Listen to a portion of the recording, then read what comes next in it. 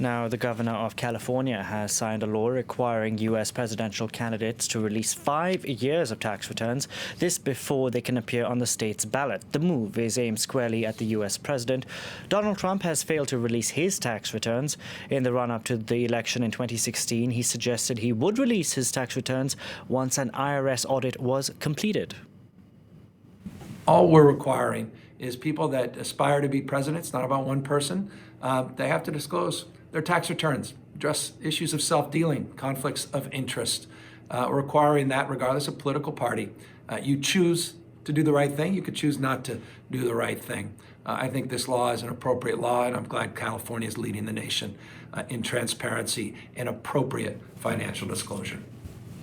For more on this story, we can bring in Eric Lisan, legal analyst and former U.S. federal prosecutor. Good evening. Thank you very much for joining us on the program today.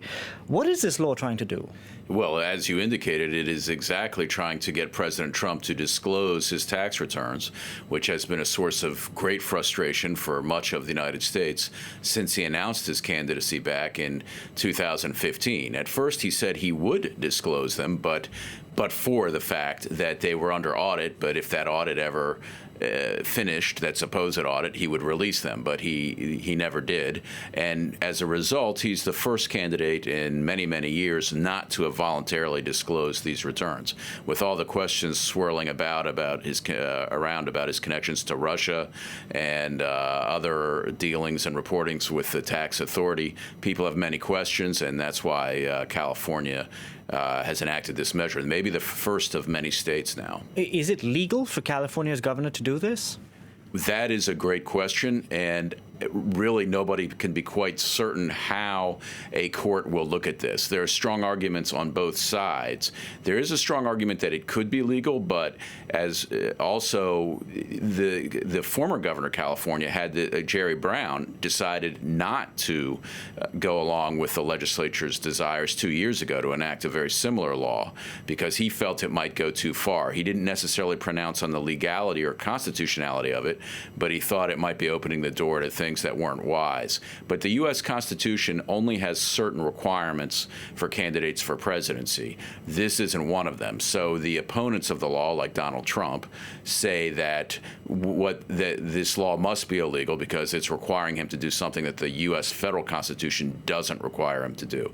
The other side of the argument is that it's not a requirement that would preclude him from being president. It's just a transparency obligation to disclose something that he's already done. So it doesn't preclude him. All he has to do is disclose it. So is that, if you were his lawyer, if you were Donald Trump's lawyer, how would you wrangle him out of this? The argument is, look, to be under the U.S. Constitution, anybody of a certain age that's a U.S. citizen and above a U.S. 35, yeah. Above 35.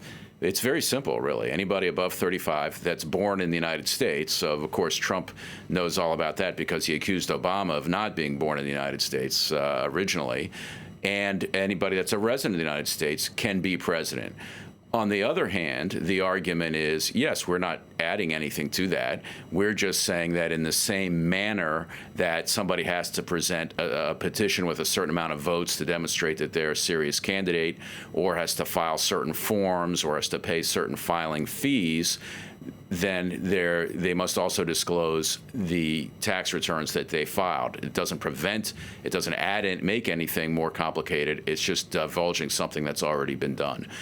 A final question for you, Eric, because we have, I want to talk about what's happening in the United States now. We have Democrats in the country that are divided on the issue of impeachment.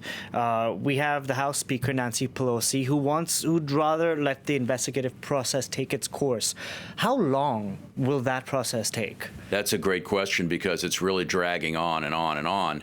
And Trump is taking advantage of that. He's dragging his heels. He's delaying. He's forcing every single issue to end up in the courts. There's dozens of cases involving him and involving legal issues that have never squarely been resolved before as a result of this.